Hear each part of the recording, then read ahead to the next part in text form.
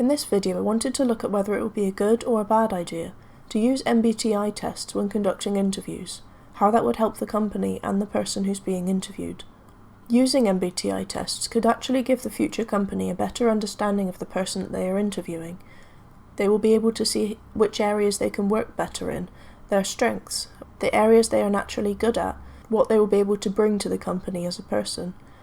And the company can then use that to play to the person's strengths, to put them in an area that they will excel in. It can showcase the person's natural strengths. It can see where they will best fit in the company.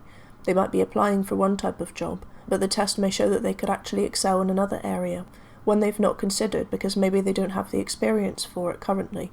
So the test could put them in a position that they may actually enjoy more, even though they don't have the experience for it.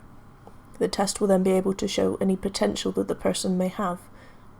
You're an INFJ, you're probably quite good at writing. Have you considered this position, for example? Like for me, I didn't realise I would be good at writing. I've been under the impression that I'm much better at maths and sciences. Even though I'd get good grades in maths, science and English, I always thought I was better at maths and science. Up until I studied more about my personality type as an INFJ, and realised that I actually am quite good at writing. Now that I've given myself the opportunity to start writing, I've discovered that I do have quite a natural talent for it. Which isn't something I would have known had I not studied my personality type. The idea of using MBTI tests as well is quite refreshing than companies only hiring a person based off of their experience, because quite often it is just a case of who has the most experience, who's got the most years under their belt, who's got the highest qualification, and then that's the person that is chosen for the job, regardless of whether they'd actually be a good fit for the company, and whether their values and job ethic actually matches up with the job role. So it would be nice to see something different added in as well. MBTI tests can show a different side to the person and can show whether they would actually fit in well with the company. I think this would be better for smaller businesses where there's more interpersonal interactions rather than a big company when people are just sat by a desk all day not really talking to anyone. It might not add as much for the company, but for smaller businesses where there aren't as many people who can just swap and take over the job if it doesn't suit someone, it could be a good idea to have something like this, because you can find out if that person really is a good fit for it, and also whether they'll enjoy it. Not so much as, oh, you have the experience, then you should get the job, but will they enjoy it? Will they want to stay there long term? Will they feel fulfilled there? Because if we don't feel fulfilled, then we will look elsewhere for a job. It's just human nature. So it could provide a bit more insight into that area as well. Although there are several areas that MBTI tests could prove to be useful and helpful for both the interviewee and the interviewers in the company, there are also several points that would make it not such a good idea. For example, if the company already has someone who's a specific personality type, especially if that's a dominant type, then they may decide not to hire somebody else who has the same personality type just based on that, because they don't want to have two really strong personality types. Maybe they can foresee clashes. That means that it can be discriminatory. I don't think it's something that should be used during interviews to decide on the candidates, but I think it can help both the person and the company work better together afterwards, almost like it should be a test they do after they've done the interview and been accepted for the job, just to give the company a better insight into their strengths and their weaknesses, where they might fit better. But I don't think it should be used to decide whether that person should become part of the company or not. I don't think that's fair. As I've said in a previous video, I'll put the link in the description if you're interested, MBTI can only show one part of us. It doesn't show everything. It doesn't completely define us. And having MBTI tests in interviews could lead to a tendency to base all decisions on 4 letters, rather than including a person's experience, work history, strengths, work ethic, that sort of thing. Just like for people that know what their MBTI type is, that doesn't define them solely. It's just an addition to their life to help them understand a bit more about themselves, but that shouldn't be all they define themselves by. It shouldn't be used as the only way to make decisions in an interview. There's so much more to a person than just 4 letters. I'm so much more than just an INFJ.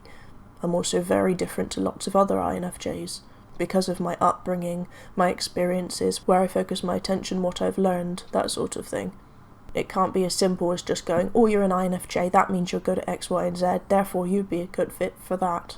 What if I don't want that job? What if I'm actually not interested? What if I don't enjoy what MBTI says I should enjoy? Or what if I'm actually better at something different? It could lead to putting people in a box, maybe I don't get a job being an engineer because people look and see I'm an INFJ and think, no, you'd be much better writing stories, you should become a fiction writer. Or people know that I'm an INFJ, so then in work I sort of become their therapist because they know they can all talk to me. What if I don't want to do that? Maybe I just want to knuckle down and do my work instead. It can lead to putting people in boxes that maybe they don't actually want to be a part of. So again, it should just be an addition rather than the way you make the decision.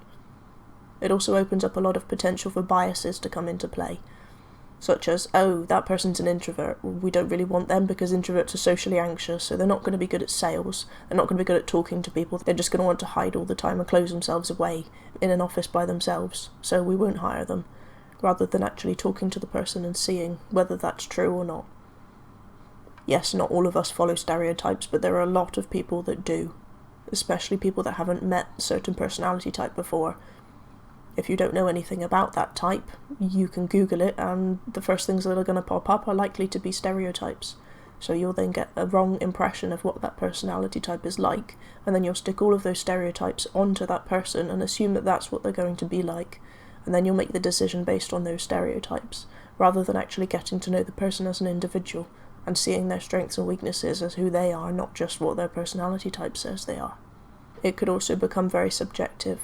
Say if the interviewer has met one person of a specific personality type before and has not got on with them, has clashed, or they've been a bad fit in the company, or they did something wrong, got fired, then how do we know that they won't refuse anybody else who shares the same personality type who comes in for an interview because they assume that that person's going to do the same thing as the previous one did? It can reduce a person down to 4 letters, and can mean that their achievements and experience is not actually looked at because the assumptions are made of what they must be good at based on their personality type. It could mean that someone could be interviewing an ENTJ or an ESTJ and then assume, well, they're going to have to become the next manager because they're all good at it. And then if they interview an ENFP, for example, they could assume, actually, we won't hire them because they're just going to be flaky and always turn up late and will just want to change jobs in the next 2 weeks, instead of actually getting to know the person and seeing their strengths.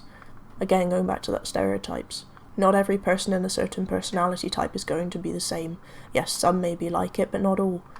You need to get to know the person as well.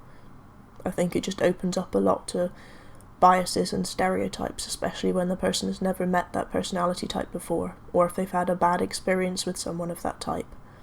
They may be more likely to judge just based solely on that subjectivity rather than getting to know the person.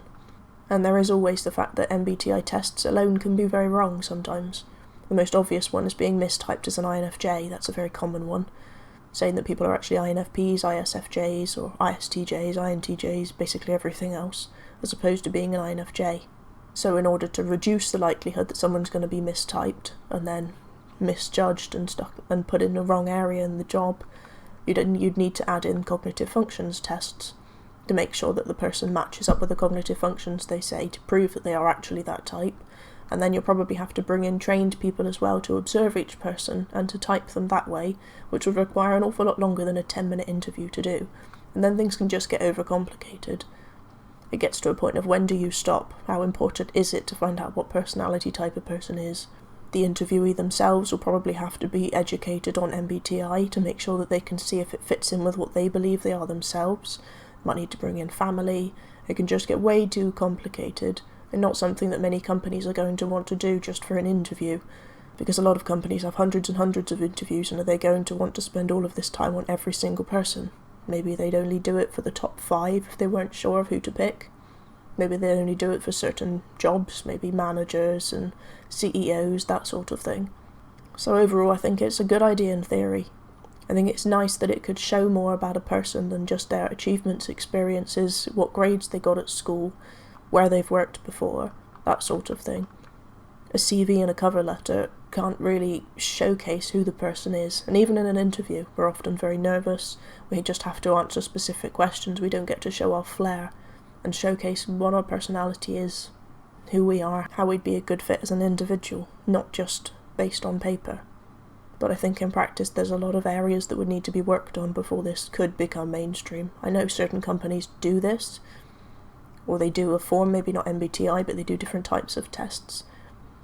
I just think there's a lot that would need to be figured out before this would become mainstream, although it would be helpful for both the individual and the company too. if it did become more mainstream, if we could find a certain way of doing this that would make sure that people weren't mistyped, and maybe it was only used after the person got the job, because you wouldn't want to find out that you've missed out on a job because your personality type is wrong. That wouldn't sit well with me. I don't think it would sit well with anybody. If they had a certain job role and said only extroverts or only sensors or only perceivers or only 3 of the 16 types could be potentials for the job, any other type just refuse based off the fact that they're not one of those 3 personality types, I don't think that would be helpful, because we can all grow as individuals. Just because I'm an INFJ doesn't mean that I'm rubbish at all of the functions that I don't have in the top 3 spots. It doesn't mean I can't be good at sensory things. It doesn't mean I can't be good at coming up with hundreds of different ideas. As I learn and grow as a person, I become better at all of the functions. We all do. So I think it would be wrong to stick someone in a box and to say that they're only going to be good at one thing because that's their dominant function. I'm only going to be good at focusing on one thing at a time, never going to be good at coming up with things on the spot. Here I am doing this right now. So I think it wouldn't be fair based on the limited knowledge that many people have of MBTI. They either believe in it 100% and think it explains everything about a type, or they know nothing about it, and then they'll just Google it and believe that everybody is their stereotypes. I think everybody would need to be more educated in it, especially companies. When they understand it to a decent degree, they realise that mistyping happens, they realise that you need to know cognitive functions, they realise that you can't just stick someone in a box based solely on their personality type. Then maybe it could be a nice, useful addition to interviews. But at the moment, I don't think that's the best idea. Anyway, I just thought it'd be interesting to do a little discussion. Hope you enjoyed this video. As always, thank you for your time.